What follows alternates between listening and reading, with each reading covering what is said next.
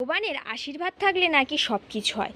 দেখছো বন্ধুরা, আমাদের সব কাঠ জ্বালান পাতি সব কিছু একেবারে বৃষ্টিতে ভিজে গিয়েছিল, কিন্তু এই মাত্র আমার শ্বশুরমশাই দেখো এক পাহাড় সমান কাঠ কেটে দিয়ে গেল। তো এগুলো দিয়ে কিন্তু ভালোভাবে আমাদের রান্না পুজোটা হয়ে যাবে। কি বলো বন্ধুরা? এখানে দেখো নতুন উনান তৈরি করা হয়েছে, এখানে সমস্ত কাঠও জোগাড় করা হয়ে গেছে। এছাড়াও তোমাদেরকে আমি দেখাই, আমি যেখানে মায়ের ভোগের সব কিছু জোগাড় করছি। তো এখানে কিন্তু আমি একটু মুখটা বন্ধ করছি।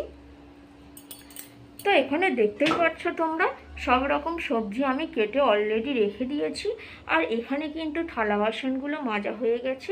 এদিকে হলুদ লঙ্কা ভাঙানো, আর এই হাঁড়িতে ভর্তি কিন্তু মশলা। কুমড়োটা কিন্তু আমি এখনও কাটিনি। আর আমাদের ছোলা ভাজার নিয়ম আছে, তাই এখানে ছোলাটাকে ভিজিয়ে দিয়েছি। আর এখানে